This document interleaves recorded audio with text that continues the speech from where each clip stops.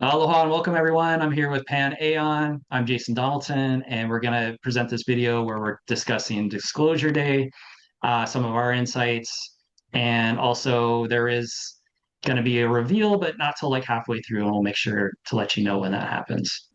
We go through surface layers. We start with the surface layer, and then we go deeper into some of the details, and then we get really existential about what we believe about life and extraterrestrial and what the big picture meaning of all of this is. And it's very exciting to me to connect in this space and really explore kind of the mysteries of life and to be able to share it with you all. Cool. You want to start it off? Yeah, so I've been on the Big Island for about 10 years. I met Jason very shortly after I moved here on the island. We didn't immediately become really close friends, just kind of in a similar social circle. But then once we did get connected, we realized there was this like deep soul bond that we both had shown up here, kind of with similar history and a similar mission. But I think that the way that we touch in and reflect with each other is really powerful. And then we kind of are doing our own work on our own, but we definitely have both felt like that we were meant to be here and show up for each other. So this next step seems exciting because Jason's had his YouTube channel for a few years. I've started my YouTube channel this year, and he brought up the idea of kind of coming on and doing more interview style connectivity, even though we kind of live right down the road from each other. It's neat to connect in this space and then share with our greater community of those who were connected with in YouTube land.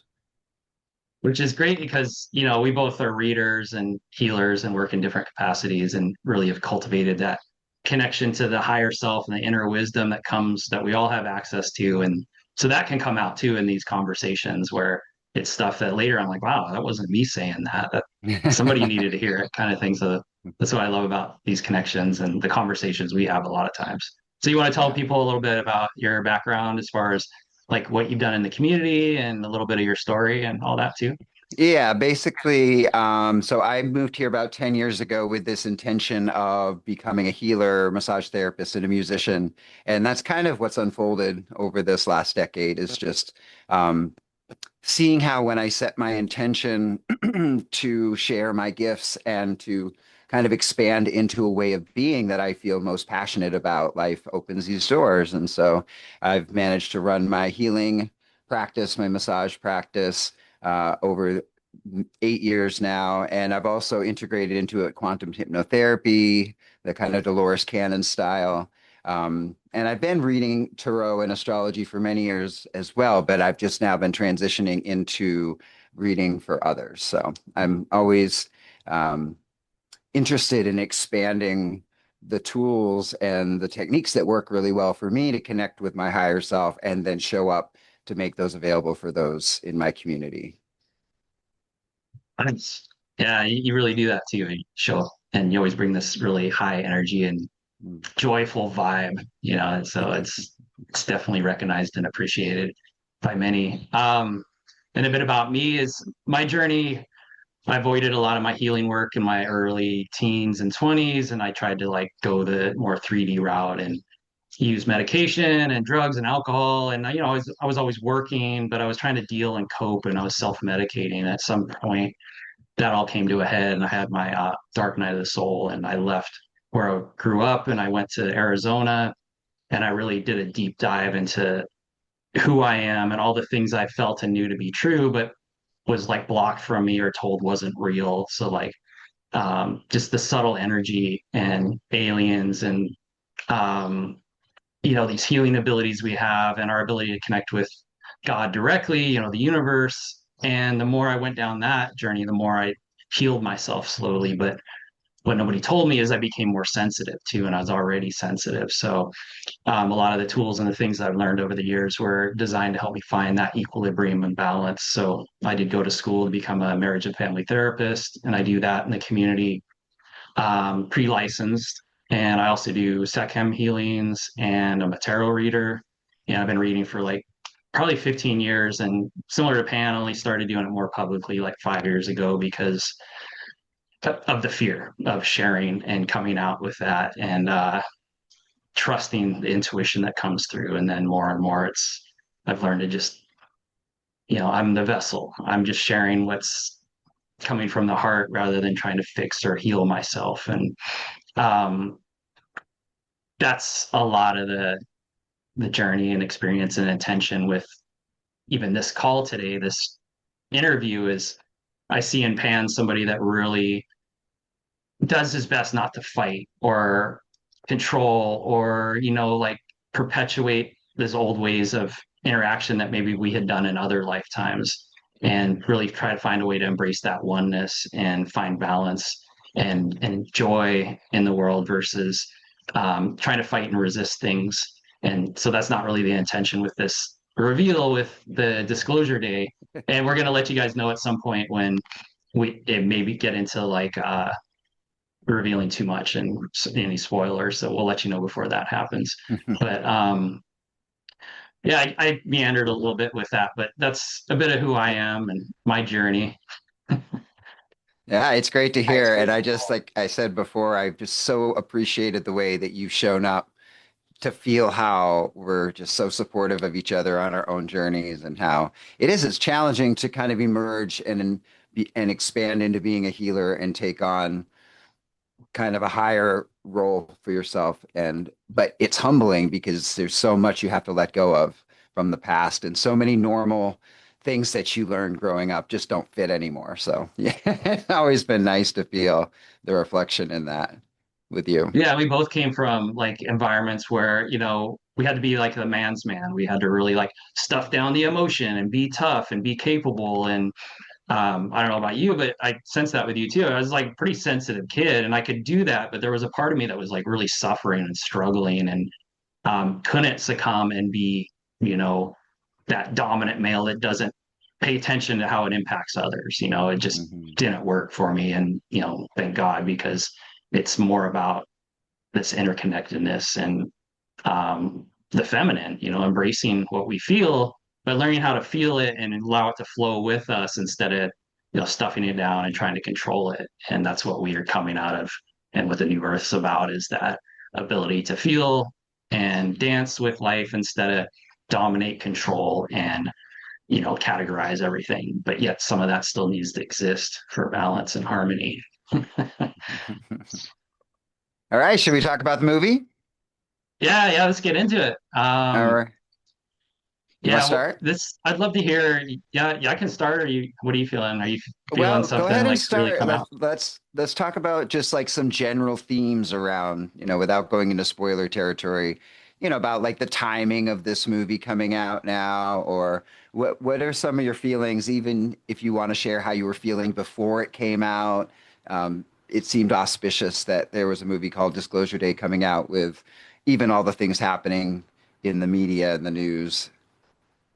Yeah, even leading up to this year, a lot of people have been speaking about 2027 and all these different things and events that could occur, and we know those to be timelines. So there's all these options, potentials, and possibilities throughout our lives, and that's that quantum field that we work with and we become aware of as multidimensional beings. And so this was really the year where a lot of things could play out. And then leading up to this year, we had like the drones over the East Coast. There was some other information being revealed. And so it was almost like this um, shaping and trying to present this information in a way that doesn't cause people to panic. And when I was going to expos and doing readings and meeting people, went to a couple in Sedona, and it was a mix of people that are in the disclosure field and into aliens, and the people that are more spiritual and work with the subtle energy.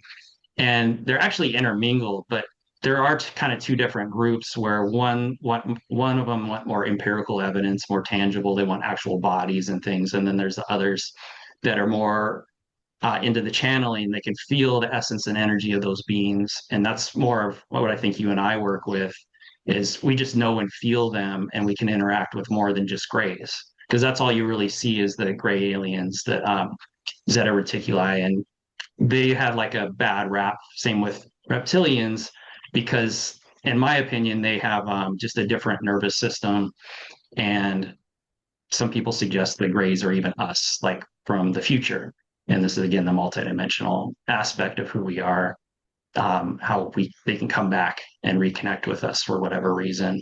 So I was seeing the lead up to this that eventually things will be disclosed more because they have to. And I think they're trying to keep people from panicking with that.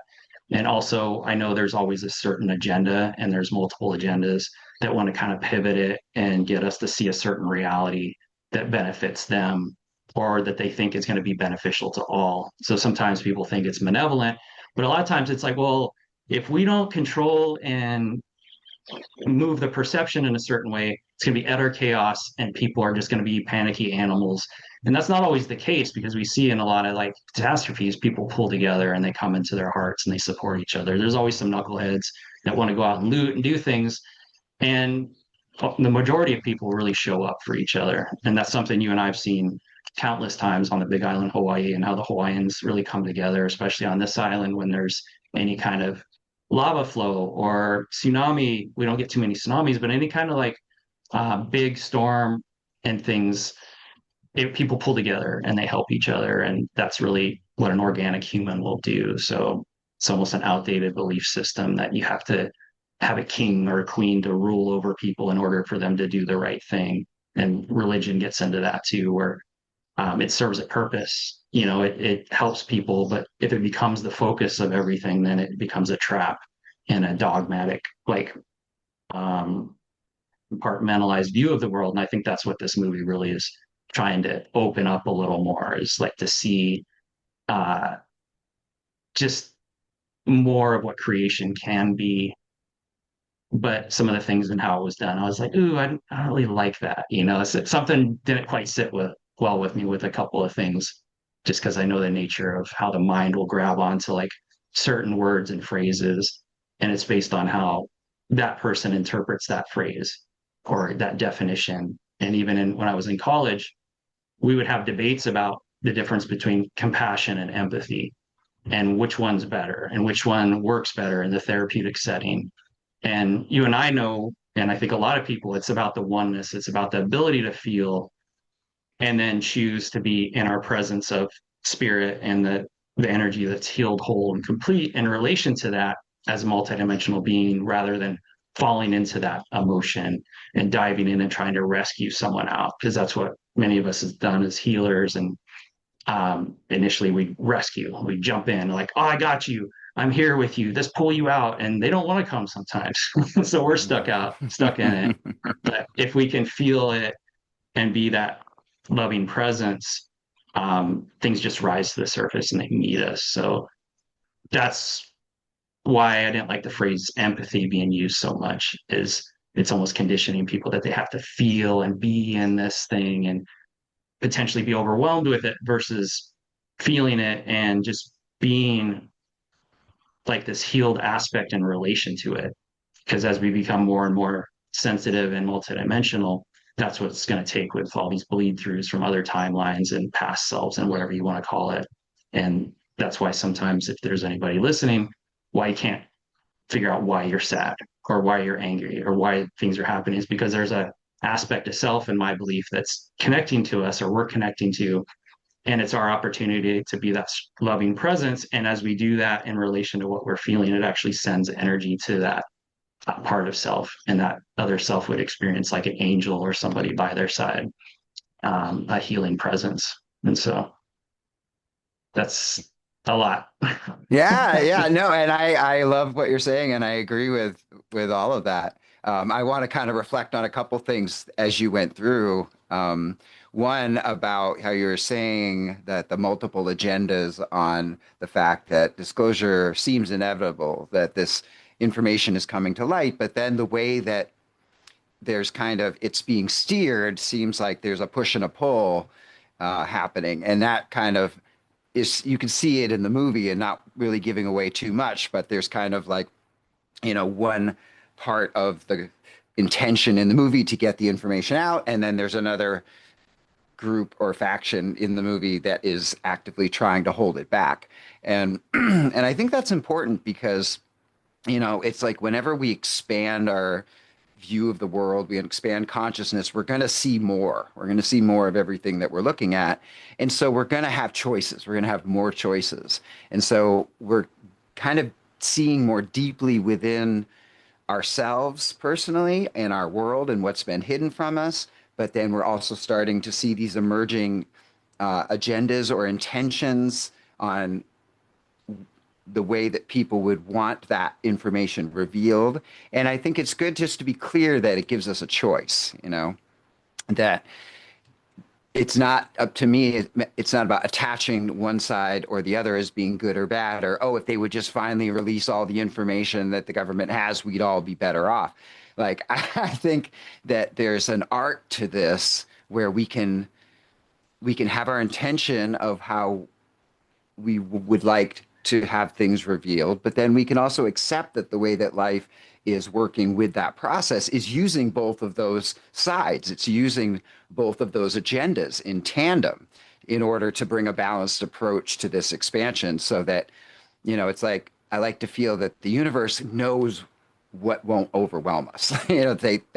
That adage that says God will never give you more than you can handle. So there's kind of like there's guardrails and an oversight to this whole process that seems to be using that negative polarity push pull of all the agendas and the intentions involved in order to reveal this in a way that won't overwhelm us, that we can integrate it, that knows kind of what would be best for us. And so personally, I feel that a movie like this is very well timed to highlight those agendas and highlight kind of like what's beneath the surface of those working within these systems, and to also just start reinforcing the belief that it is inevitable that this is all coming out. And so it's giving us a way to kind of prepare ourselves for how to stretch our own beliefs and how to expand our ability to understand how to integrate all of this into our present day-to-day life on Earth, which is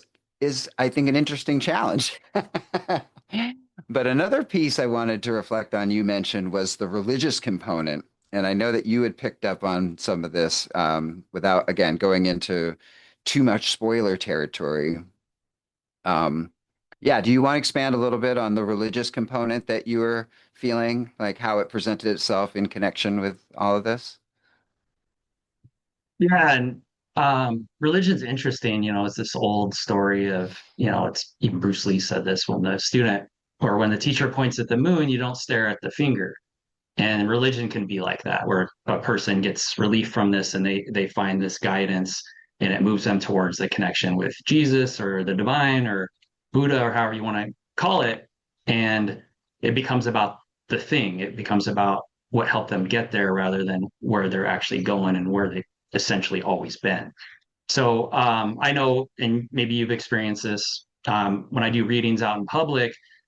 I kind of quit doing them at farmers markets and things because I would have uh, blowback from the Christians, usually certain Christians, not all Christians, not to generalize, but some of them were really concerned about my soul. And one woman came up, she's like, Jesus loves you. Jesus really, really loves you. I'm like, yeah, Jesus is great. I mean, he's come to me in meditations, it's like, I love Jesus. He's awesome.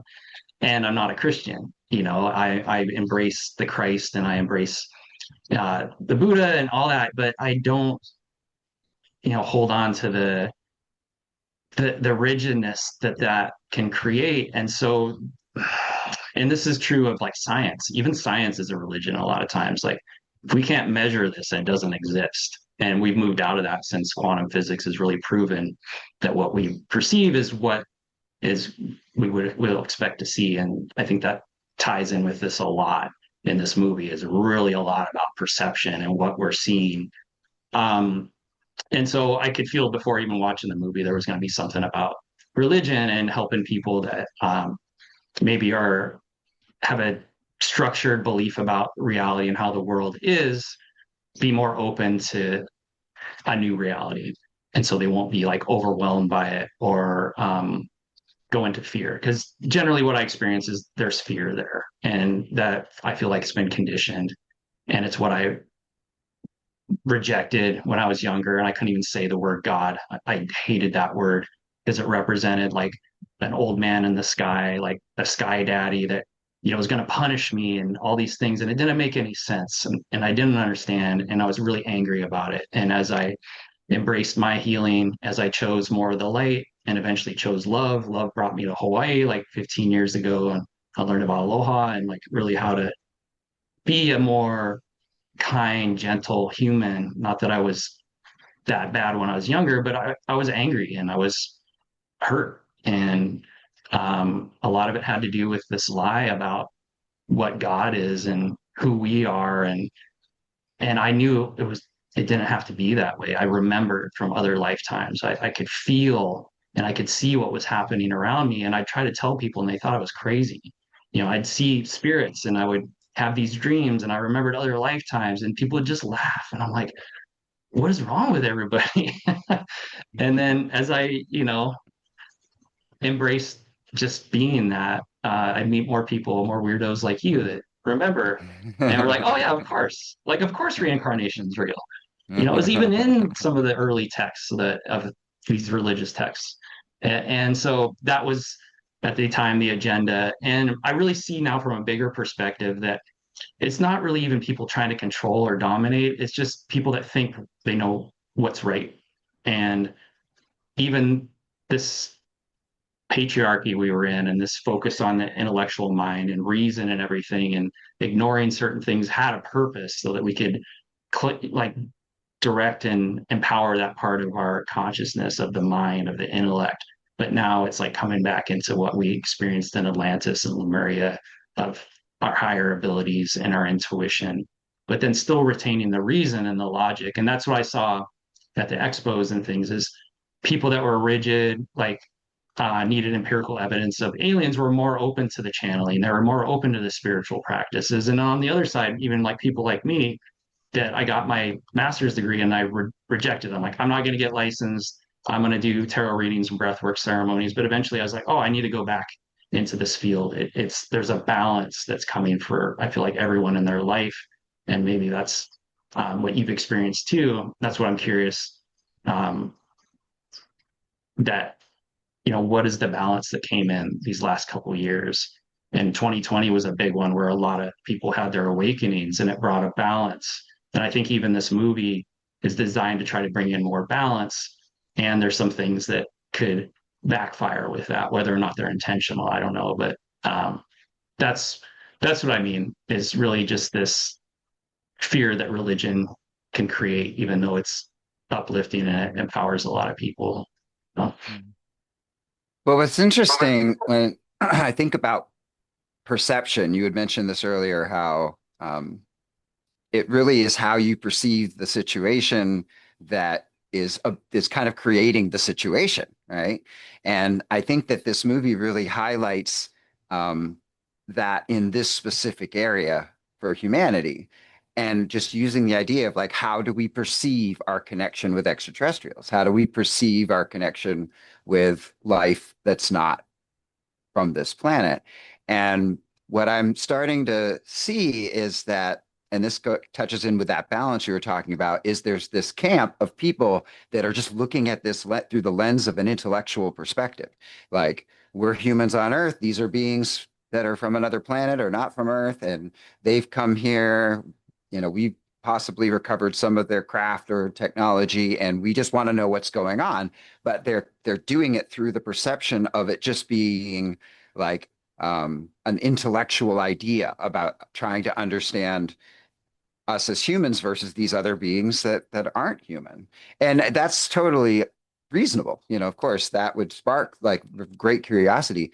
But then there's this other side of it where, like what you were saying, how when we go on the healing journey, we have to go into where we shut down emotionally, where we shut down psychically, where we shut down energetically. And as we start to heal and integrate those parts of ourselves, we start to feel more of the world. We start to feel more of everything around us. And that includes all these other beings that are not, terrestrial humans.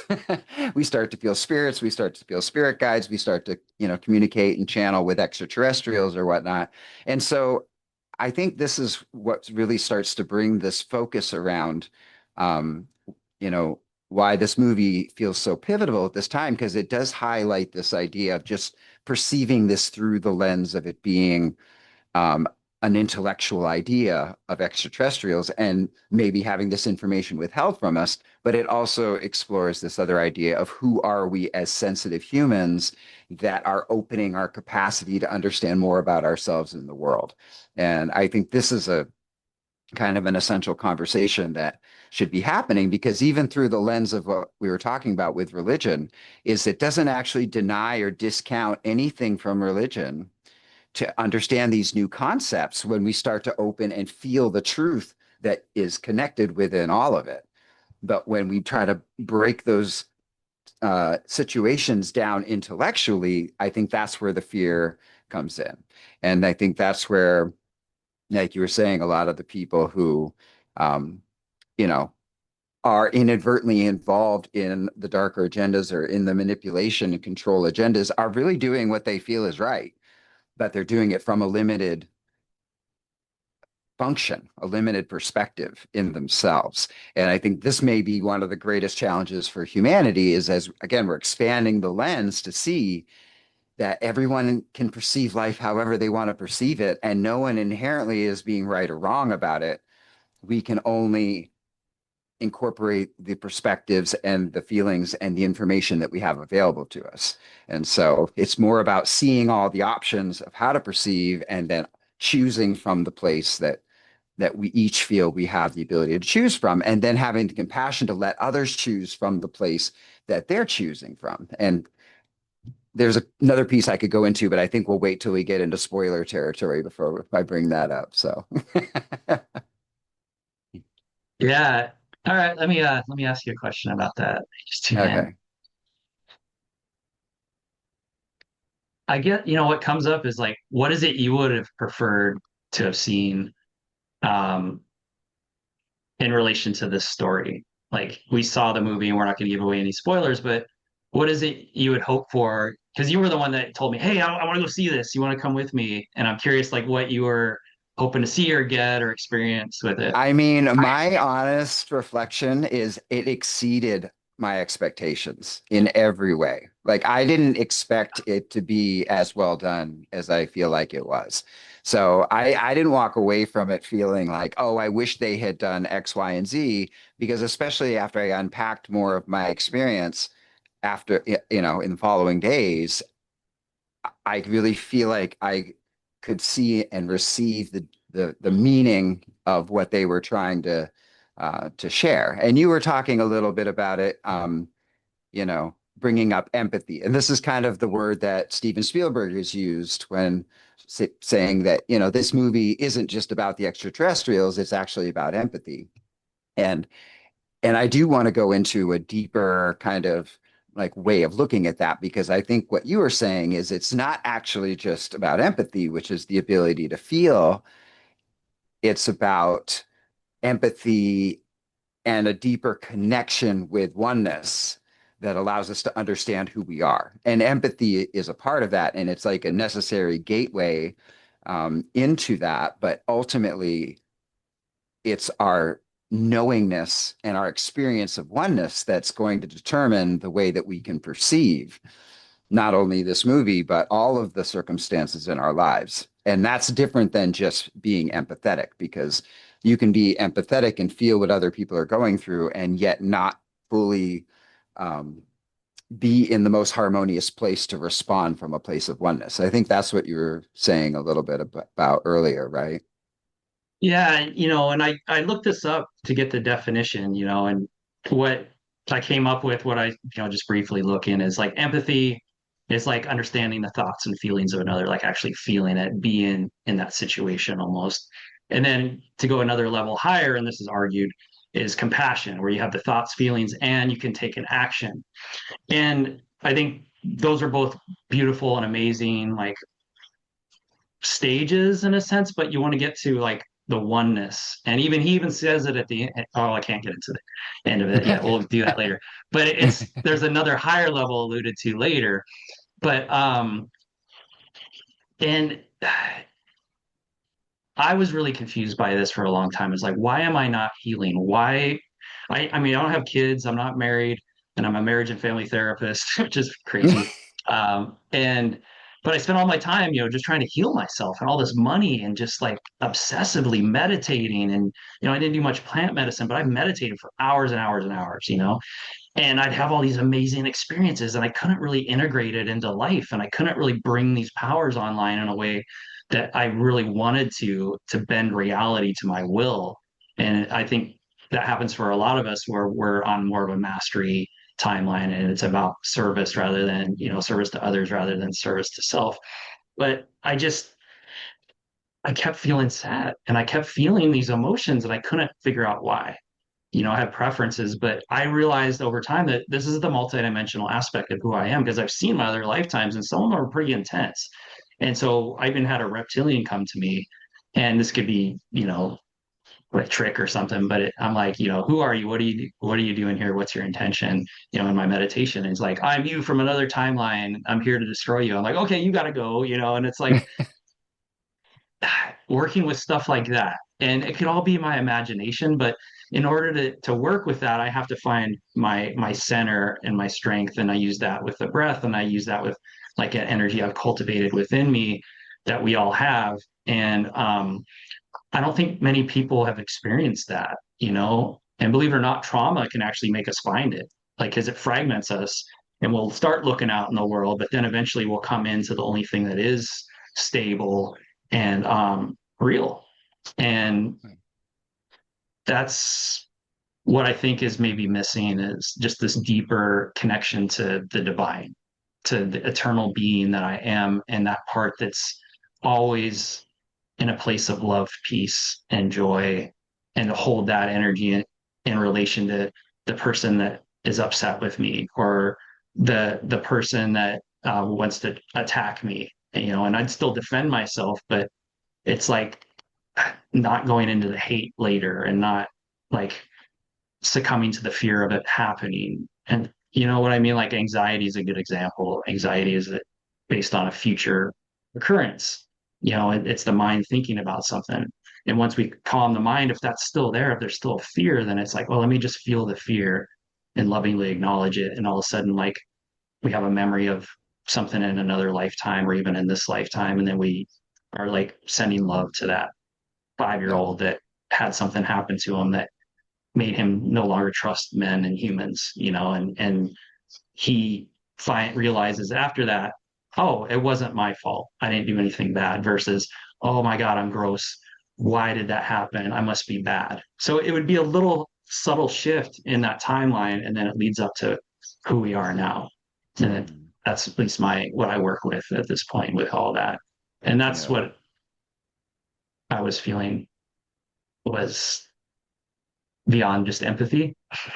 Yeah. Yeah. Well, and I like what you were saying, that when we're sensitive enough to go into feeling where the fear is, feeling where the parts of ourselves that are being triggered and brought into that emotional place, that's where we end up kind of resolving into the healing space and returning to more of who we truly are. And so even through that lens, I think that a good example of this. So we're sitting in the movie theater, right? And we're watching all the previews, and we're just like, can you believe that they're spending millions of dollars making these crappy movies? Like, and I could just feel they're all geared towards triggering the emotions of either fear, terror, or vengeance, or something like that in humans. And so what becomes obvious is that there's still a very large amount of people that are entertained by expressing those emotions of fear, terror, vengeance, um, and aren't sensitive enough to understand what that means. Because, for you or me, like we would feel and see that immediately and be like, that's not entertaining. That's terror and vengeance, like duh, right? But this is, I Sometimes think, it's where entertaining.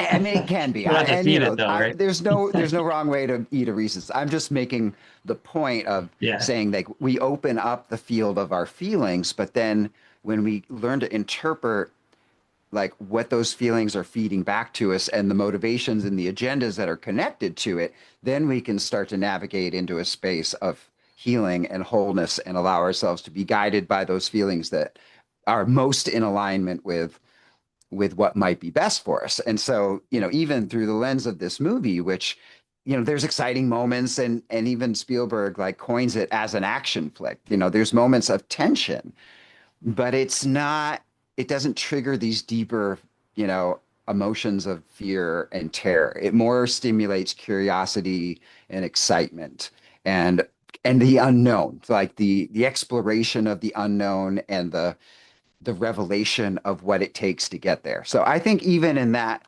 realm, you can kind of tell how this movie fits into a different place within modern mainstream media. So should we go into spoiler territory? Should we talk about some of the Yeah, details? I think we should because there's a Okay. lot to talk about with this. And I thought it was a great movie too. I really enjoyed it. It was like, when I went and saw Indiana Jones when I was a kid and some of the Yeah. other ones. And there were some things that I was like, oh, that would never fly. But yeah, it was great. So Yeah. yeah, let's get into the stuff that might be spoilers. Okay. So Any particular details stand out that you want to talk about or highlight what that why that? um the best was like right from the start, like you get punched in the face. Like right in the beginning, they're like, there's this fist, and you get punched, and it's like this disorientation. So I thought that was beautiful for like what disclosure would mean. Anytime I've had like a tower moment where the Well, explain universe what revealed. explain what you're talking about because I don't even remember exactly what the first scene. My So the movie first scene, memory. so the first scene was a wrestling match, right? Because he's at the wrestling match with his Oh, backpack right. full of the stuff that he stole, and Yeah. they're doing the exchange for his girlfriend. And Yeah. but right in the opening scene, there's like this punch that comes, and people are cheering, and there's this like, yeah, these wrestlers doing their thing, and it's like that same energy. I don't know if you've ever been punched in the face, I or have even with not. any kind of trauma. It's like a punch in the face is like it disorients you, and you're kind of like looking Hmm. around. You're like, what the hell was that? And you get your bearings, and you're like, oh shit. Um, so that was a great like lead into the movie, and even like how this could feel to someone that Hmm.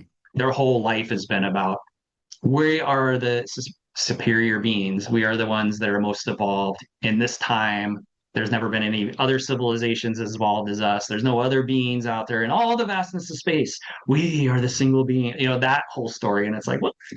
That doesn't never made sense to some of us, but others, like, they believe that and embrace that.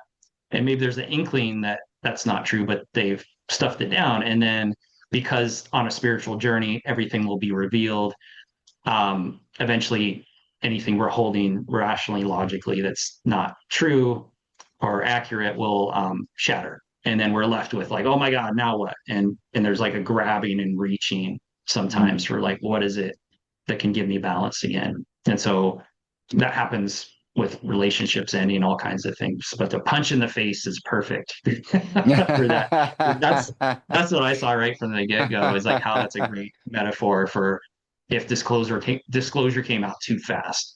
Hmm. Everyone's like, we want it, we're ready for it, especially the people we know and the different Yeah. circles and stuff. But there's a lot of people that, they don't, it's not even on the radar. They're trying to pay their bills and survive. Right. Right. And to have Yeah. something like that happen, it's like, what is happening? Yeah. What's real anymore? So Well, yeah. what I really enjoyed was watching the people's facial expression when they encountered the information. Like, I forget what I had to pull up the cast because I'm terrible at remembering who so Jane was the girlfriend of um, Josh O'Connor's character. So Daniel was the guy with the information. Jane was his girlfriend. And so when he showed Jane for the first time, like the realization, the shock, the emotions, like all of that mixture. And Yeah. then even at the end, when they played it on the news, like showing everybody's response to it was like really well done because it shows you that even if people on some level, it's like in the background think, oh, yeah, of course extraterrestrials are real. I'm sure there's beings from somewhere else. Like we've all encountered it in our movies and media. Like we all have a frame of reference for it. But then to actually encounter it in real life, so to speak, that kind of like, yeah, just that. that shock that ripples through the system. And they all did such a good job the way that they acted it out. I feel like really was a good portrayal of what's happening to the human consciousness as we really confront the nature of this reality. Because what I think the most powerful thing about this movie, and I'm going to draw some other analogies to The Matrix a little bit later, but when The Matrix came out, it was just like, you know, it was could not have been a more well-timed movie for its time because we had just like developed computers to the point where we could understand what running a simulation inside a game is. And the Matrix really set the tone for a new level of understanding of reality. You know, it wasn't just a movie. It was a well-timed like infusion into the collective consciousness. And I feel like this movie is doing the same thing. It's like a very well-timed infusion into the collective consciousness of the way that the collective consciousness is changing and how it's adapting to this new understanding. But more specifically, one of the things I really liked is so we had the two characters. We had Margaret, which was Emily Blunt's character, and Josh O'Connor. And they were the two who were going through like an awakening. They were like evolving and going through changes in themselves, and they each had relationships. And so what I really liked is how it showed the dynamic of each of their relationships and how they were changing because they were going through that kind of evolution. And I think that speaks to a lot of people on the spiritual journey who have partners that, know people around them that are close to us. And then we go through kind of a heightening of sensitivity or a broadening of the way we're perceiving the world. And then those around us don't really get it or can't really understand and show up in the same capacity. And I like specifically how both those relationships went about it two different ways. One with Emily Blunt, her character, her partner, Jackson, he just like didn't understand what was going on, where he thought there was something wrong with her, just wanted to get her back to the mental hospital and just couldn't believe, he just didn't believe her. He was just like, she's going crazy, she needs help. So that's one way of, I think, our relationships, affect us is like, you know, I don't know this person anymore. This, you're changing and I don't know what to do. So I thought that was a good reflection. And the other one where Jane, she was actually being manipulated by the dark forces, by the forces of control to actively like eliminate or, stop Daniel, the Josh O'Connor character, um, from completing his mission. And I know I've experienced this personally where it's almost like I could feel there be a connection to these forces of manipulation and control, like acting out through my own partnership as like a means of trying to stop me or create some kind of oppositional, tension in my own spiritual awakening. So I thought the movie did a really excellent job of showing those are two very common scenarios that we all go through in our awakening. And yeah, so Yeah, that's very observant. And yeah, and as somebody, that I know you went through a couple of relationships that were quite a few actually. Like you stayed in them longer than me. Like me, I long always time. bail. I was like the dude like that, is the the avoidant attachment. Like, oh, peace, I'm out, I'm out. There's Yeah, something wrong yeah. with you. I'm out of here. And but when we commit and stay, there's an opportunity for growth to happen. And I think that's one of the things I learned in working with couples and things is that we either grow together or couples grow together or they grow apart. Especially when someone has a spiritual awakening, it's such rapid, extreme growth that it can like really scare the other person and they feel like they don't know them anymore. And usually what that means is they're afraid you don't love them anymore. And but if you can show up with love and be there, it can change, but only if they're committed, and that's one of the things I realized in relationships is, love, great. Anybody can be in love, but can you like be committed? Can you weather the storms and show up for that person, and can you have like grace for each other? So yeah, that was really interesting because, and there was, and to be fair, like the one woman, she had evidence that these aliens were real and everything. So she knew he wasn't crazy, but the other thing that happened with her is she just could not accept it. And then she had that framework of, her religious faith. And like, what does this mean? Because I've always believed that if it's not this, then it's something else and it's evil. And Mhm. I think that's one of the things that's hardest for a lot of us. And even in relationship, I've experienced what you're talking about too, where I was in a relationship and we were committed, and it felt like there was this other force trying to come in and throw it off. And sometimes that's just trauma and our relational wounds, but there is like stuff that will take advantage and feed off of that. So Mhm. it's not to be afraid of that, but to be aware of it and not make it, Mhm. not a thing. And that's what, I experienced with some Buddhism. It's like, oh, it's just all mind stuff. That's not real. They're not real entities or things, which is true because it's all in the mind, but the Mhm. mind makes it real like everything else here. So to say Yeah. demons and entities aren't real is to really do a disservice. But when we become hyper focused and fixated on that, then it becomes a trap. And Yeah. it's hard to get out of. And so so much of life is balance, and Mhm. that's what I see, in that couple that were able to come together. It was pretty cool, how they were able to, she was able to work through it and fight off that energy that was trying to come in and manipulate her. Well, and even that he kept her around, even though he knew that she was going through that, like, was a tremendous act of compassion. Like, he didn't want to just leave her in the dust. He could have just taken off and be like, yo, chick is totally being trying to kill me right now. Like, Well, he really, yeah, he's like, and no. like that's what the oneness was, is like when she stabbed her hand, he felt it. And so it was Mm, just this interconnectedness of all things more than hmm. even empathy. It's like I am you and you are me. And Yeah, then like, but what am I beyond that kind of thing? So yeah, and that's what Snap broke the connection, right? Is like right. he couldn't take that, knowing that would, yeah, it was Yeah. interesting.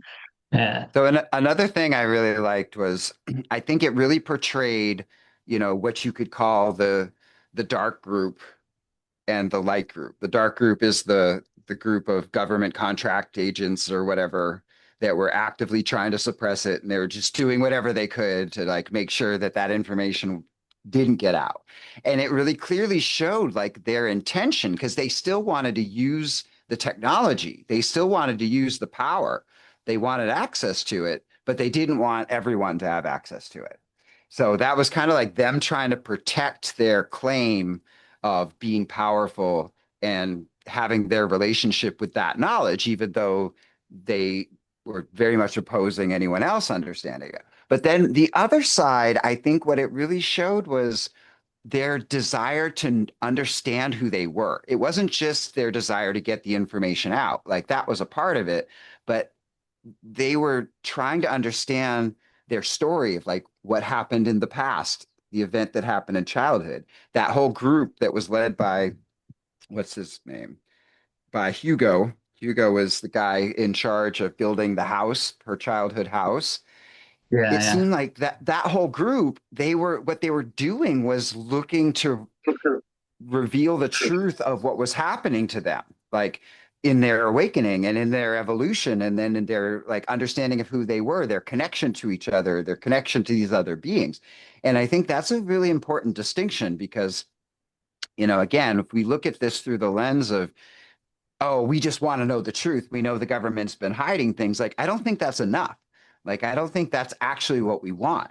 I think if we're on the side of truth, we want to know who we are. We want to know what our connection to these beings are. And we want to know what's going on and happening to us. Because if we don't understand what's happening to us as part of an evolutionary process, it won't matter that we just get the information because then we just be like the dark forces.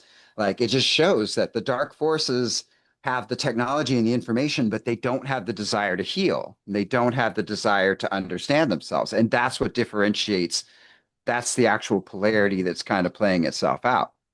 And so I think it was, one of the pivotal moments in the movie when the apex of the movie was the two people who were going through the changes, Margaret and Daniel, ended up coming together in the childhood home to have the reenactment of what they went through as kids and realized that that was a trigger event. Like what they experienced as children was them coming in contact with these higher beings and this higher understanding of awakening and spirituality, even at that young age, but then went dormant for all those years. Like that, I had experiences when I was a kid that I still can't explain. And I know watching that movie, I mean, I've known even before watching that movie, but watching that movie, I know that's what that was. Those experiences in childhood were me being connected to these other beings, these other dimensions, this higher aspect of my spiritual understanding that got shut down or forgotten for many, many years because it was like a like a time lock trigger event that was then ready to be unlocked when it was ready to be utilized. And so I really feel that as being such a powerful part of this movie for people to connect to. That's what part of the spiritual journey is. It's not even about having contact going forward and disclosure going forward because it's remembering we've already had contact. We've already been in contact with these beings the whole time. And it kind of changes the script of the narrative because then the intellectual mind is like, but we want the government to release the fact that they have this technology in the bodies. But we don't actually need that if we have the truth that we're already connected, we're already in contact, and we're having access to that contact right now. We're just remembering that it's available. Whereas this whole time we feel like something's been hidden from us and we think the government's the one hiding it, but it's not. It's like we've hidden it from ourselves because we weren't ready to integrate the truth of it. And so I think there's a huge like lesson there for humanity to embrace what open contact is actually about instead of just clamoring to point the finger and blaming the government for thinking that they're holding something back on us and realize that that's just an illusion from within this reality. That's not what's actually happening. Like, and this is what you were saying about the balance and everything's kind of working together towards this awakening that we're in charge of it. You know, we're dictating that the government is holding those things back until we're fully ready to have that truth revealed. You know, so as long as we're still creating separation between us and the government or us and who we don't like or us and the dark forces, then we're still falling into that victim category and that place of separation, which is ultimately what this movie was trying to address, is that oneness is what this is all about. It's not just about having contact with other beings. It's about returning to that state of being connected to yourself. Yeah. Well, like, yeah, I'm not disagreeing at all. It's all I feel that as well. And like it depends on the person's situation. And I get what you're saying is like as we accept what has happened and come to a place of acknowledging that and working through that, our reality shifts and changes. And like it's been my experience is like, what's wrong with you? I just want to know. And knowing wasn't enough. I had to apply it and I had to do something about it. But there is something to be said about like someone that's had experiences, like multiple experiences. They've been terrified and then they've been ridiculed. So there's people that were basically gaslit their whole life, and it's been true the whole time. So I think I felt that in the movie, and the music was playing, so it made it overly emotional. But I felt that like, oh my God, I'm not fucking crazy. Like finally, I get this acknowledgement, and I'm getting chills as I say that because it's like yes, like now I can heal another layer because I know I'm not crazy. And I knew it. Some part of me always knew, but like the external reality kept reflecting it to me. And I think that's why this has to happen, why disclosure will happen, because we're in a time of revealing everything. And they, whoever they are, is all multiple agendas, I believe. They know it's going to happen no matter what. So it's like, Mm-hmm. how can we direct this? And I don't know if this movie has anything to do with that, but it is an opportunity to sway a large, large number of people. Um, Mm-hmm. but like again, it's that multidimensional part. So even what you were talking about in the movie when they were like feeling going back to that childhood experience and they're seeing the animals and he's like those aren't animals, those aren't, he's remembering, and in that current station of identity he's remembering what happened previously, even though it's not previous, it's happening then too. And he was able to find relief with her there, and she got more clarity, but she really fought that. she did not want to go back to that experience because the mind had compartmentalized it and it was stuffed down with fear.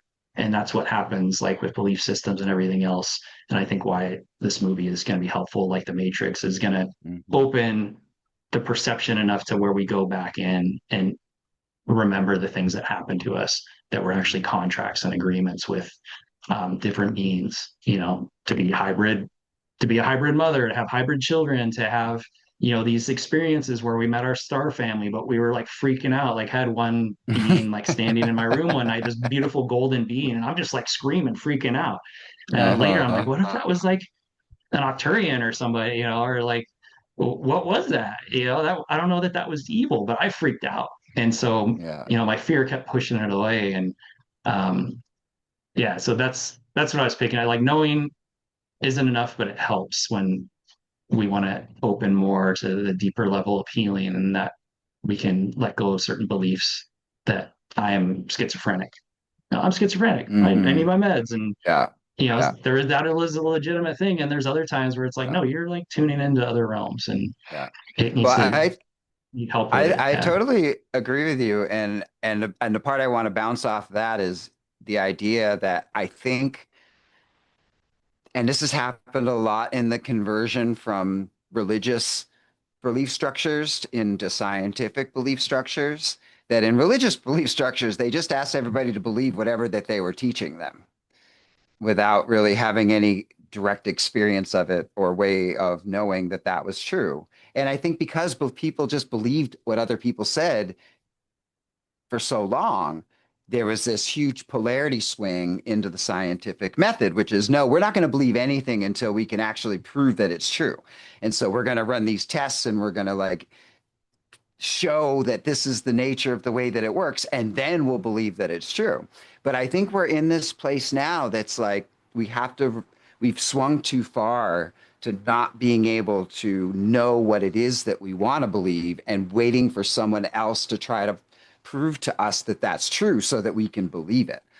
It's almost like the graduation of all of this exploration of religious dogma and scientific materialism is leading us to this cosmic understanding where we construct our reality out of what we believe. And so, if we want our reality to change, we have to actually change what we believe first.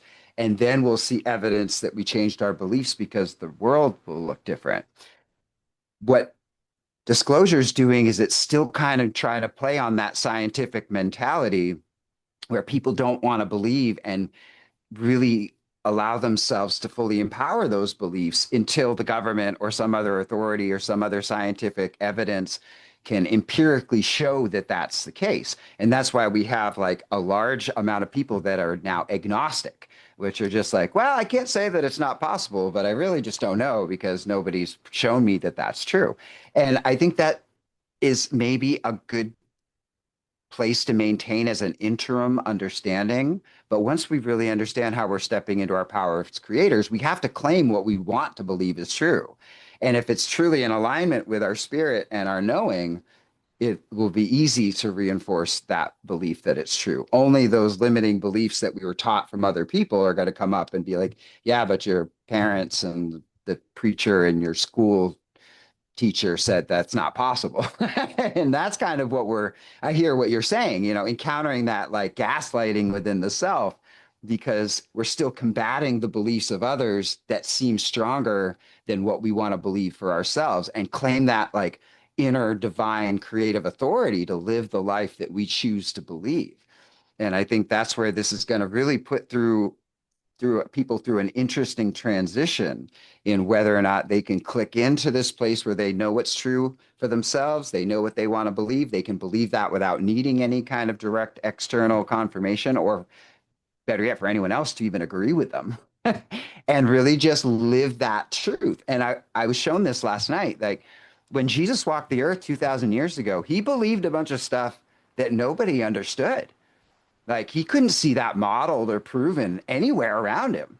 but he had to do it. Like he That's knew. arguable. I mean, I'm sure he went to mystery schools in Egypt Well, and other sure, places. but There's always by, been adepts and people that know. Like even right now, there's right. people are like, I've known about this forever, Right. But and I by and know and large, believe. just like Yeah. imagining him walking into a village of a bunch of people he didn't know, chances are he was embodying a truth and a belief about life that was not being reflected back to him in his communities. But that's what made his teachings and his life so powerful was that he anchored himself so strong in the beliefs that he knew because they were in alignment with his Well, he was inner anchored in being. the divine. He was anchored with the direct union with the higher Right. self. He Yeah. embodied the higher self. So it wasn't even what he believed. He just emanated and did things Well, like that's the through a will beyond his own. Yeah. so that's what it is that when you can align your own, let's call it third dimensional earth beliefs with the truth of that divinity, the truth of who you really are as a spirit, it creates an amplification of that energy that flows through that, like you said, they're not even really beliefs at that point. But this is the process that we're all playing with right now because we're still having to sift through all of our beliefs to see which ones do align with that deeper knowing and that deeper divinity within us versus the ones that are causing friction and resistance. And so that's why I think this using extraterrestrials and our own spiritual awakening is a good um, feedback mechanism for that process. So we can really put ourselves back in command and authority of choosing what we want to believe and then seeing if those beliefs align with our inner being and align with divinity because the ones that do it's obvious just like you said that it just shines through like a vibrational resonance that everyone else can feel and I think that's kind of the and that's kind of what I saw happening in the movie with the Emily Blunt character specifically because she was so present in the moment that she would just say whatever was coming through her and she was being a conduit for spirit, something from beyond her, and it was impacting everybody in a really powerful way. And I think Yeah. that that showed, and I love that this movie does that. It showed like an example of what that consciousness in action looks like and how it works. I think that's the closest thing we could probably relate to is calling the Christ consciousness, which is becoming the face of love, embodying the truth of oneness in every different relationship. And it can change Yeah. moment to moment depending on what happens. Hers was kind of like a walk-in. It was like hard to describe because she hadn't fully embodied it yet, but she was like channeling it and she could allow it to flow through, but there wasn't a full embodiment of it yet where she didn't reject it. She was still rejecting it, like, what is this thing? Sure. And Yeah. hadn't quite claimed that oneness. And in the movie, it would get blamed like it was like the technology that created it, but the alchemists and the occultists and everyone else would be like, well, she had, basically been able to connect with that higher self, and it was coming in, and it wasn't fully integrated yet, but it was very much that. And it's the idea of the superhuman or superior being. And that's not a race thing or an alien thing.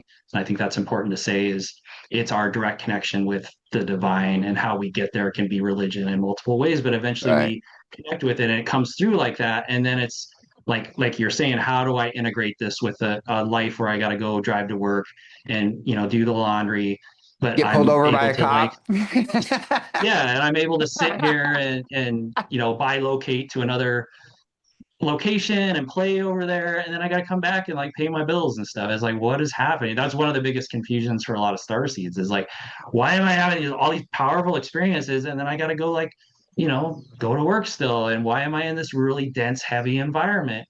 And I always tell people it's like that's what we came to do. We're that bridge. We're the time of the shift and the transformation, and we came to help usher that in and influence it in a way that's going to be beneficial versus Right. the timelines that can be destructive. And even those aren't necessarily bad. Like we'll always come back to the unity and oneness that created us, but Mhm.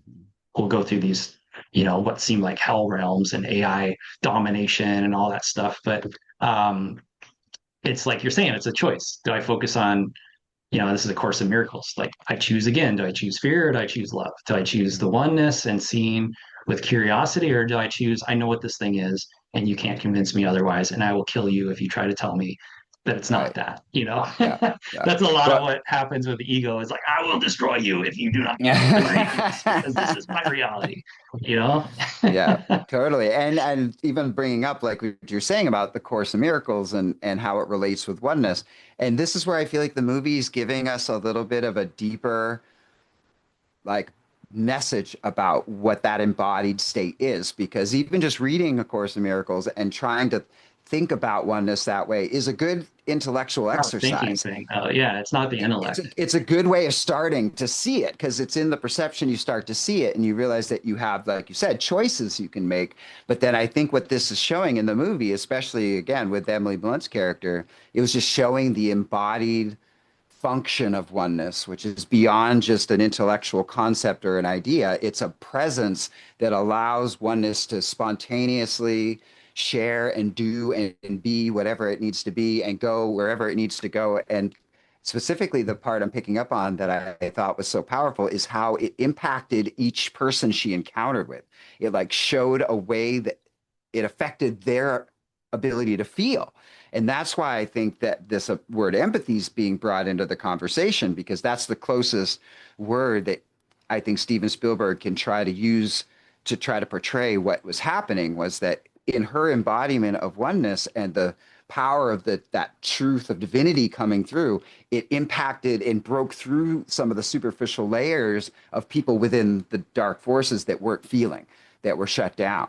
Right, And the as soon dark as, forces, they well, had their it's reason a why they did what they it's did, an you know. archetype, just an Yeah, archetype of people who hadn't awoken to it yet. maybe not as aware, but not They were necessarily dark. actively Yeah. trying to stop her, but then she could like walk up to them and they would soften and they would feel something they didn't feel before. And I think that's where, again, I think it's just pointing to the idea that this whole idea of extraterrestrial contact and our ascension and evolution is not just an intellectual exercise about love. It's a genuine embodied presence that has a direct impact and ripples out at every moment of every day. And we're challenged to be able to do that to the best of our ability. I think Jesus taught this idea of the embodied Christ consciousness 2,000 years ago. We've had a long time to practice, and arguably we haven't made a whole lot of progress, but maybe now's the time where it's like, where the rubber meets the road is, can we actually begin to live in a way that demonstrates that we've had availability of thinking about and talking about and teaching about and considering for all this time. It feels like it's coming into more of a focus that that's what's happening now. This is our human evolution in action. Yeah, yeah. No, it's not a thinking thing. I wasn't alluding to that, but No, no, there is I an wasn't integration saying with that. it. Yeah. Yeah, Yeah. I think that's what, when I was picking up on empathy and really trying to understand why he was using that word, because I felt confused by it too. Um, I just don't, I don't think that's the real appropriate word to try to describe what the movie's showing. But I think it does just show the truth of what it's trying to share, how it's beyond it being just like a concept. It's like a felt experience. Yeah, I think it's like someone's idea of what needs to change in the world for Mhm. more connection with others. And empathy is good, but it can also be detrimental, in my opinion. Like empathy, maybe I'm not speaking of true empathy when I say this, but there's a lot of times we can get caught up in someone else's reality and emotions Mhm. and forget who we really are, forget the Yeah. oneness and that connection and that higher self flow that we all have experienced. We just blame it on some external thing. Like, oh, I fell in Right. love, or oh, it's this beautiful sunset. Well, we feel that, or I was in the flow state. That is that energy. And then the more we connect with it, the more we experience that, and the more we can have new belief systems that come from beyond the intellect. That have Mm. these beautiful realities that are all around us that we don't even notice. But in the movie, there was one guy that didn't work on, though. I know, Remember the I one know. guy? Like, I would be curious what was going on with him. Was he rejecting what he was seeing? Because Or everyone maybe saw she like just didn't the encounter him child or face to their wife face. that died. And for him, it Yeah. was like, it kind of, I think I'd have to watch it again. And like, did it rattle him at all? Was he like a sociopath? Was he just Yeah. so angry that he just did not want to like do that? Or was he just so convinced in his belief system that I'm doing what's right? You know, I'm doing what needs to be done to protect people. And I think, Yeah. you know, I was correcting you with the dark, but like a lot of times it's not even evil. It's just somebody that thinks they know what's right. And when they're Yeah. doing that, and there is like, you know, distorted egos and stuff that can become evil, definitely, and do those things. But um, I think in this sense, it was just an agency that thought they were doing what was right. And there's some people Yeah. benefiting more than others for sure. But yeah, that one dude was interesting. That's what stood out later. I was like, wonder what was going on with that guy because he pushed him into the train and everything, and Yeah.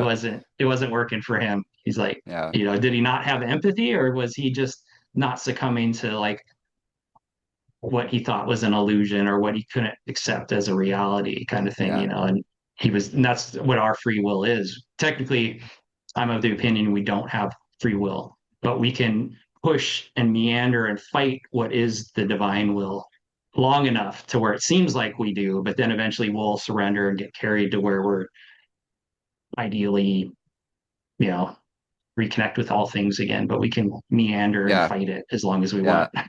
Yeah. Well, even on that note, like what you're saying, that the one who wasn't affected by it was just doing what he felt was right. And you and I were having this conversation a little bit the other day about the nature of evil and darkness and separation.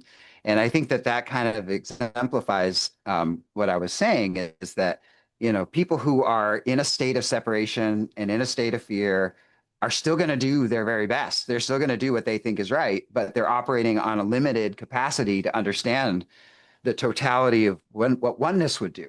And that's what I hear kind of you saying. What oneness would do is the ultimate choice of oneness would always expand, grow, nurture, love.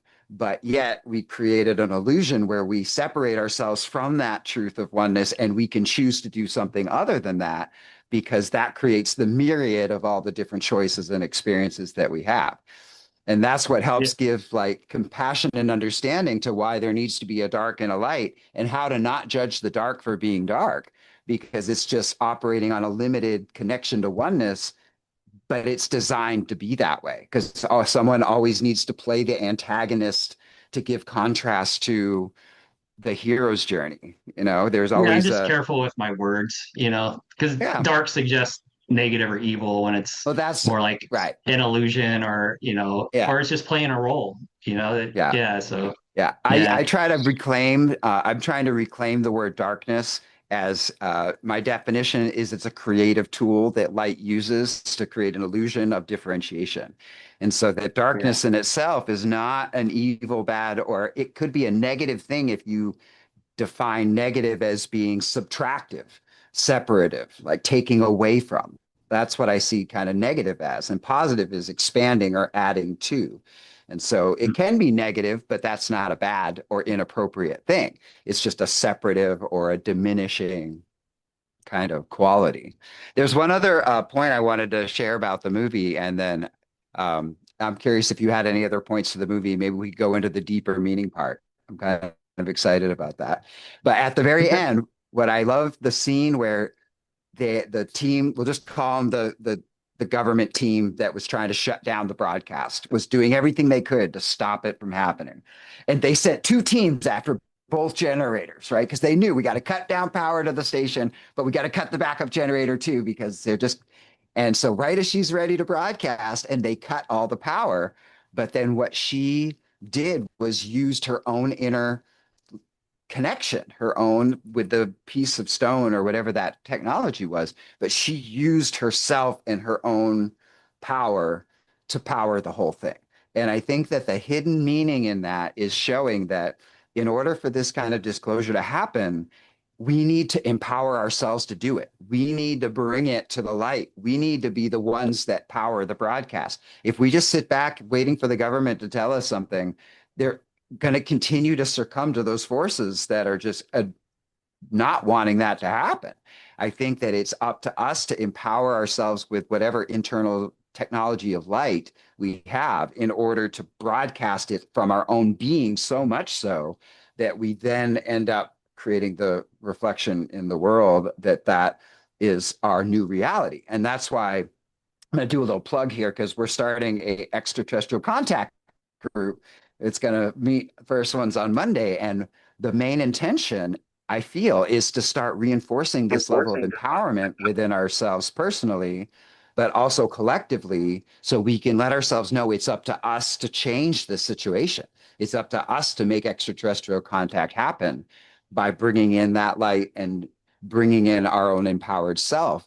That we're not all just like waiting for someone else to finally announce it on the news. If we don't take action and expand into our higher selves and make it happen, I think we might be waiting a little while. And so, anyway, I would encourage anyone else who may be watching this call to find some way of taking action and bringing that light and bringing that power into your own life for contact instead of just like looking at the government and the whistleblowers and all of that. Because the one thing that happened is that the main character who was on, he was trying to stop the disclosure. I forget his name. Anyway, um, he was doing everything he could the whole time to stop it from coming out. But then at the end, when he realized she had that power to turn on the broadcast, he just sat back. He just kicked back and relaxed. He was They like, "Hey, surrendered. Yeah. I did everything I could." And it just showed that the submission to those forces will happen when the light and the power of our own system exceeds that of what we give to the external authority being the power to stop it. And I think what we're seeing is a play in our own consciousness. It's like a play of light and shadow, but it's reflecting what's going on in our own belief systems of whether or not we feel powerful enough to shift and create this reality, or are we still subscribing certain beliefs to giving some kind of external authority the ability to control it or stop it? Yeah. And to me, that's like the divine will when we surrender. And even the very last phrase of the movie, maybe it was a sentence being cut off, was listen. And so you can listen for the higher self. You can listen for contact. And we already have contact. We are them. And you're talking about like physical contact where you can like shake hands and stuff, which would probably just be the grays. I don't know if any other beings can come to this level of density, but therein lies the belief system that we can't shift our density. And by that focus and that belief and really embodying that. And what I've struggled with is the self doubt. And when I don't see evidence external of it for a period of time, I get frustrated and I give up, or I'm like, oh, it doesn't work for me. And then not wanting to try again. And people are like, oh, have you ever tried this? It's like, yeah, I tried that. It didn't work.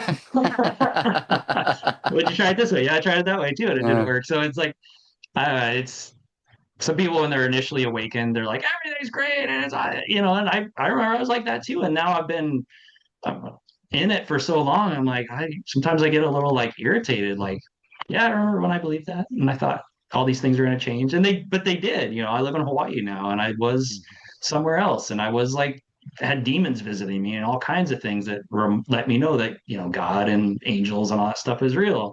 But yeah, yeah, it's tricky. Like, I think, yeah, can you believe it and embody it and feel it without needing any kind of like evidence of it? And then what happens? We're gonna find out. And the part of the reason why I felt so inspired to get the group together was because that part of me I could feel was becoming stronger. That yes, I can believe it. Not only can I believe it, I can tell other people this is what I believe, and then I can invite them to come hang out with me and help me believe it more. Like I think even that Yeah. reflected something back to myself about my confidence in standing up for what it is that I believe. And of course, with no attachment, I don't need anything to happen externally. I'm just doing it because it's welling up as a strength within me to choose what I believe. And I've become very good at like, even if it doesn't appear that it's working externally, like that's fine. Like I don't actually need anything to reflect to me or validate to me that the way that my beliefs are empowering themselves is working because I can feel when the beliefs feel empowered. And it's the same through being a musician. I don't care if anybody comes and listens to my music. The fact that I'm up there playing at all is like awesome. Yeah, that's the So secret too. That's when everything shows up, is when we that's the no longer secret. need it to be a certain way and we just do it from pure desire Yeah. and joy. I will share Yeah. one thing though before we Go ahead. transition over is there was one point where I was trying to finish a math class that I'd done like 20 years previously, but it didn't transfer. So I'm having to learn math again, and I'm in all of my right brain that from meditating and stuff. And it was just grueling. I remember at one point I went outside. I was in Hawaii at the time, and I'm just like, "Show me an alien. Show me a ship. Show me a ship. I know it's real. Show me a ship. Show me a ship." And I kept getting like, because I'd never seen a physical ship yet. And I'm like, fuck, I do know. Okay. And I went back inside and I kept doing what I needed to do.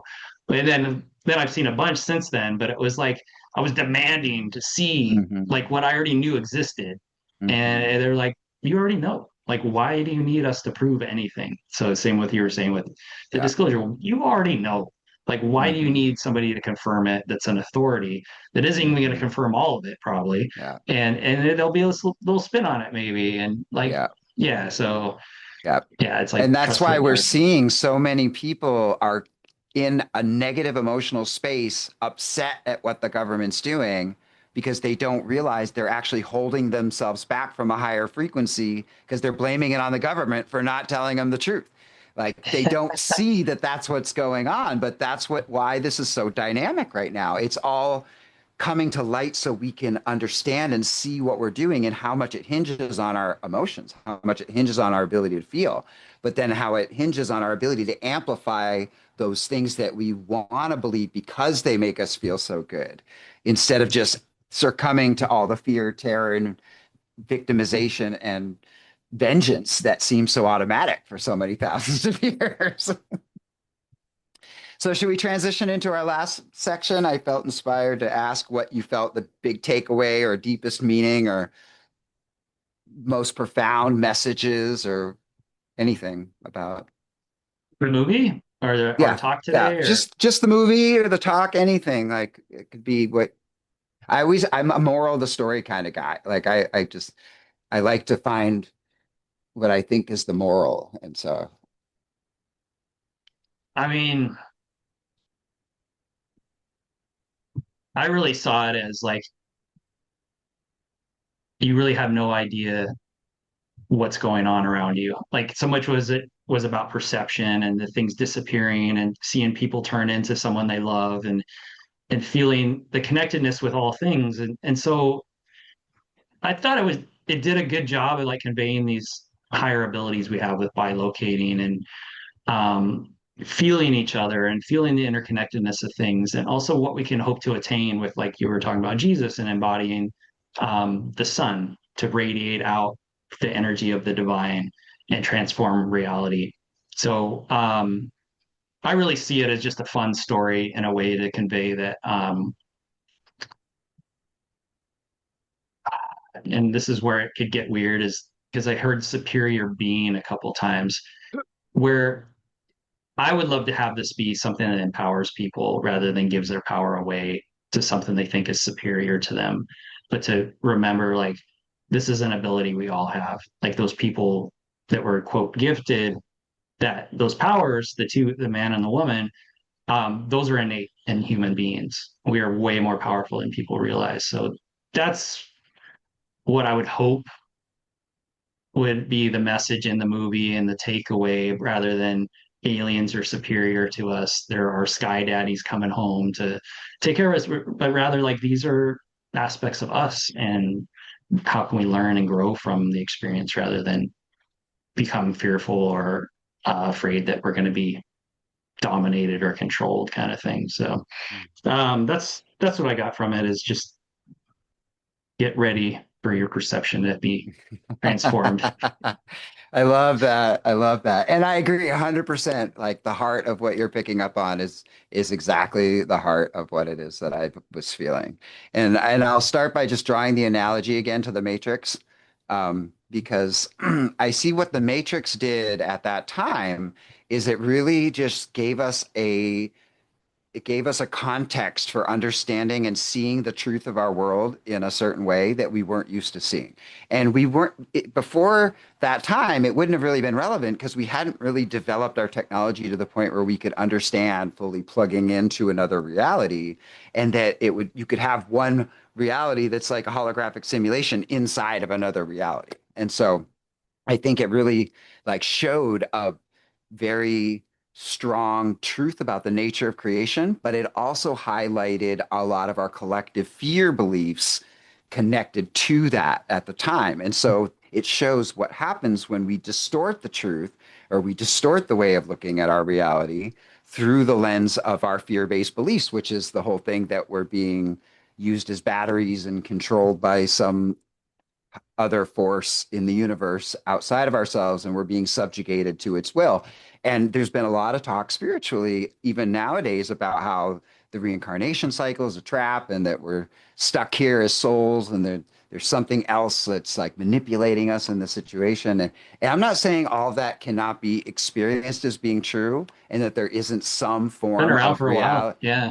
of reality to that, but I think that still is just it's looking at it through a lens of victimization. It's looking at it a lens that's reflecting a belief that some other being could actually dominate and totally control you, which just means that you aren't the creator of your reality and you don't have control over changing that. And I think that is a pivotal thing to understand both back in the year 2000, now that we're going into this quickening of human evolution, to understand the difference between being the creator of your own reality, aka there's a lot of law of attraction stuff that's come out at the same time as that, versus really taking an honest look and seeing the belief systems that we have about being victims and understand why we believe that, because we were all dominated when we were children, brought into this world by what you were saying, this kind of parent, daddy's right, he's in control of you, do what I say, not as I do kind of thing. And so we've all had been conditioned and had our beliefs patterned after being controlled. Therefore, we've taken on this disempowered state, which is what I'm calling victimization, thinking someone else actually has control or power over you to some degree. So now I think 25, 26 years later, this movie is doing something very similar. It's coming in at a circumstantial time where what's going on in the world is the perfect like context for it to like share the truth that is woven into the movie, but it's also showing it through the reflected lens of our fear-based beliefs and the part of us that still feels, like I said, the government is keeping this from us, that some other authority is in charge of not telling us the truth. Like, I don't believe that that's true. I think that's just shows us our reflection of how victimization can still be so subtle, because it's the frequency of separation and really believing that someone else in your reality is separate than you and doing something to make your life worse. And I think it's an important reflection at this time to really understand the mechanics and the nature of victimization and how it's woven into our belief structure and how all of healing is designed to get us to see that it's relevant that we feel the way we feel, and all of our experiences have definitely appeared to have been that way, but that's not the ultimate truth of the inner being. It's not the ultimate truth of the divinity and the God spark that lives within us. And so, coming back to the whole Jesus thing, he demonstrated what it was like to walk in the world, allowing the God spark and the divinity of who he knew he was to move freely through his life and to touch those around him. So I see this movie as being an infusion of almost like the announcement of how the Christ consciousness, you can call it the Christ consciousness, but you could call it anything. I don't think it actually has a name. I think we just associate and call it Christ consciousness because of the story of Jesus, but it's the consciousness of oneness that is fully empowered and understanding itself as the creator. And when it steps into that alignment with divinity and with truth and with love, impacts and changes everything instantaneously around it all the time. And I see this as being the announcement that this Christ consciousness is available now. This is the time for us to understand our ability to embody it, but also through the contrast to understand anything that might still be inhibiting us from doing that, and to embrace that there's going to be a spectrum, of how this is embraced. But I don't think it's a coincidence that when they talked about the second coming of Jesus, they in Christianity were talking about Jesus actually coming back, like a superior ascended being coming back to That's an help humanity. interpretation. And that's that's an the Christ interpretation. is not Jesus. Jesus was Of the course. Christ. Right. There was other Christs. Yeah. Yeah, no, I know. And But people get just mad saying, about that, but like, yeah. There's an through attainment. the Yeah. religious The lens, Christ that Sophia. that was the story, that the Christ consciousness, Jesus would come back, the Christ consciousness would come back. But now we're seeing it through the reflections of extraterrestrials. We're like, now they're Right. coming back, right? So I'm just saying this is all woven into our separation and our fear-based beliefs we've been programmed with, so we can understand that yes, I do believe it's the time of the second coming, but we have to sort through what's really true about that. And like you were saying, that it's about being empowered, fully empowered, connected to oneness, moving intuitively in the world, and bringing that light fully into the world. And I feel once we kind of know that's the game, we can set the intention and approach every day of our life to function and flow through that premise, instead of we're still going to have to pay bills, we're still going to have to put gas in the car, we're still going to have to do all those things. But I think we can strengthen our perception and our focus around the fact that life is designed to give us the opportunity to embody this Christ light, this unity, this essence of oneness in every relationship, in every moment, in every day. And if we just focus on doing that, the question of contacting extraterrestrials just falls away. Like it doesn't really even matter, or who in the government is doing whatever they seem to be doing is irrelevant. And I just think that it's giving a great focus to the fact that this level of empowerment is more available now than it's ever been. But we also have to look at those limiting beliefs around what's still holding us back from embodying the next level of it. Well, I mean, what you're speaking to has always existed. And I'm not saying you're Yeah, wrong because it's more available now. yeah. And just, like, how do I put it? Like, absolutely, all that. But even in the movie, there's the man that had like the technology and the mathematics, and he could speak the language, and he understood how all these like numbers and things go together. And then she had the empathy and the connection, and what you were describing is that the Jesus like qualities, and yet there was like that's meant to be combined. And so like that's what Hmm. I think we're all doing here on the planet is how do I bring in that Christ like the Christ, the Sophia energy in relation to an ego and an intellect that's going to largely reject it in a lot of ways. And how do I find balance and integrate it into manifesting in this reality? And um, Hmm. that's more of what I saw was still that component of like balance and alchemy and equilibrium with, yeah, bringing the divine, bringing the will of God here in a way that's integrated and can navigate reality and not wind up in an insane asylum. Yeah. Totally. And I think it's using the backdrop of our relationship with extraterrestrials as like a sounding board to set the stage for our own evolution. And I think as long as we don't just make it about having contact with the extraterrestrials, we're going to do just fine. Like the But I think analogy that's what that, the movie largely is, though. I don't think it's, I mean, I don't know. He's definitely, into the occult and esoteric information, but I don't know. I feel like maybe we're both reaching a little more, but who knows? Like we can interpret it any way we want. that's That's the the point. It's our perception we have perception. available to Yeah. us. That's the beauty That of it. he as a direct, Spielberg would be like, "Oh, I never saw it that way." Yeah, Okay. sure. Yeah. I mean, that's Or maybe what he's to like, "Yeah, you got it. That's it." It's That's like, why personally I love movies and I love stories because I love fiction. I love that the way that the creative spirit can move through a story can be seen and interpreted and understood in so many different ways that I can get more out of fiction than I can out of somebody trying to tell me the hard facts of the situation often. And so that's yeah. why I loved this movie so much, because I felt there was so many layers and it was just so rich with this metaphor and interpretation of what is possible and what we're capable of doing. But I think, again, I'll keep bringing it back to it. I feel like the most important function behind our evolution is if we just make this a left-brained exercise about having contact with beings from somewhere else, it's not what we're shooting for here. And the analogy I was shown by Spirit was like when the Europeans set sail across the ocean and discovered America, they were still approaching this new world and all these new experiences through the lens of separation. And what did they do?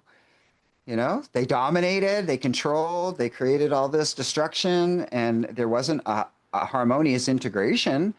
And I think on some level, that's why these beings are at a higher frequency than we are, because they're not going to come down into our frequency of separation in order to have a relationship with us. They're clearly here to say, if you want to have a relationship with us, then you step into the frequency of oneness where we all hang out and everybody gets along just fine.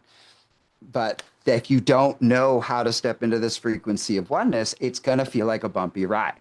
It's not just going to feel like, oh, we're going to America to hang out with the Grays. Like, it's not that Mhm. simple. And you Like, saw that with the man's reaction to the visitation, even though he had those powers from, this activation they did for him, he still freaked out. Where she yeah, was freaking out, and then she realized what was happening, and she was okay, and she calmed that like left brain, calmed that ego right. mind, and that's what I've experienced when I went to when I went to Sedona to Lisa Royal Holt's CE5 she did at Thunder Mountain. It was really powerful, and we all laid down, and she was channeling multiple beings.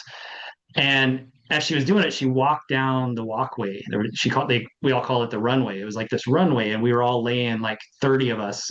Actually, it's more like 50 on either side. And she's walking down while she's channeling these energies, and you could feel it.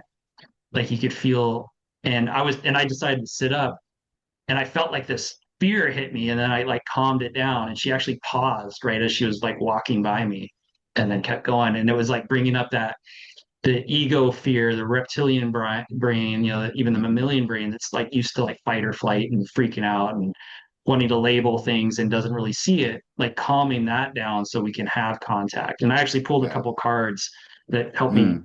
come to that too and make them a little more succinct. But I got the Two of Cups, and that was right when you Hmm. were talking about this. If we want to connect with, the our alien brothers and sisters, we're going to have to find that oneness, and that's definitely what this card represents. Is you see that energy rising and the union of the masculine and feminine, of the Kundalini, of that higher ability to attain the vision and the connection to all things.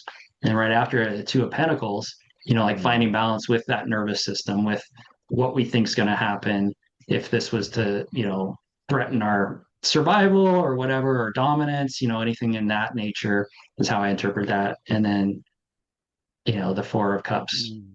with like, what is it I'm not feeling in relation to this? What is it I'm being offered as I watch this movie, as I interact with the world, that I'm not letting myself feel, and therefore I'm not seeing it the full ability to connect with the oneness. And that's basically what you were saying too, where we embody that higher self, Christ-like energy, and we go out in the world and do our best to be that, and what it brings up in relation, especially with our nervous system and everything else. So um Yeah. yeah. Yeah, I rolled the Astro dice last night and then today, and a lot of the energy that was coming back was really about communication and balance in relationships, and specifically how it runs through your values and your self-worth. So that's where where the empathy rubber meets the road, is being fully open to feeling everything, but then to have the discernment to know how to balance each relationship and what's needed in the right measure in each situation and communicate that clearly, and to allow yourself to maintain the connection to who you are and what it is that you truly value. This has been coming up in a lot of my readings lately, is like there's a lot of pressure being put on the collective, and the way our old relationships have just been transactional, designed to get what we need, and that's not going to serve us going forward. Like this higher state of unity consciousness wants to move in to any potential relationship to create the harmony, and it's brand new every moment. It creates a powerful ripple of a depth of truth, instead of a pattern condition of like, oh, this is what I do with my wife every day. This is what I do with my parents when I see them. Not to discount any relationship, but to really be open that I think we're being encouraged to ask to move differently in all of our relationships because we have a really strong potential of affecting positive change. And a lot of people feel a lot of uncertainty and instability in the world, and I kind of feel like that's where we bring it. We bring it with the love, we bring it into our communities, we bring it into our relationships. If we just, it's like, be that change you wish to see in the world, and all the rest of the other issues will not seem like they're actually that big of a deal. Yeah. If you take like say the Emily Blunt character of pure embodiment of the Course in Miracles with like the male character of like what's rational and reasonable and blending the two and working Mhm. with like how is whatever's happening in my life for me rather than happening to me, like you said, with the victim mentality. Like nothing's really happening to me, it's happening for me to face what I'm holding inside so I can release and create a new reality. So yeah, Yep.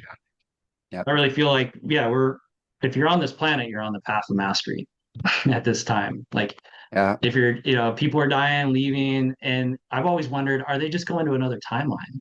Like a lot Mhm. of really amazing people died, and it's like, wow, maybe they're on a higher timeline than me. Like Bob Marley, and John Lennon, and all those guys. It's like, whoa, maybe they're like on this another octave, and they're living out this like more peaceful Earth, and we're all like heading there too, kind of thing. Yeah. So, yeah, Yeah, I mean, I like to believe that we're always on our own highest timeline because life is just designed to give you what you need all the time, and it supports everyone at their own pace of evolution. So whatever needs to happen in our own simulation to give us the opportunity to do that's going to happen. And you're right, we don't know what happens to anyone else because we only experience subjectively our own version of reality. But the last thing I want to leave with, at least feel like was coming through, is that the birth and the full embodiment of the Christ consciousness on this planet requires the full death of the victim mentality and all the belief systems that are woven into it. And if I were to say there's a drama that's ready to unfold, but a tremendous victory on this planet, it's the transition of that happening, of us watching more and more of that spirit and embodied unity consciousness coming in, and more of the death of victimization and believing that there's some external form of power somebody has over you. And however that looks in reality, I don't think matters, because if you tune into the frequency of what it is, it carries itself, it sustains itself. And in fact, what Jesus said about seek ye first the kingdom of heaven and all else will be added onto it. In my experience, when I tune into the layer of my being that knows all of this is a holographic simulation, there's nowhere for me to go. There's nowhere else to be. Like, I'm pretty sure that's the kingdom of heaven. Oh, I live here forever. I just bring up all these different simulations to play in, and then they fade away, and I reboot another one.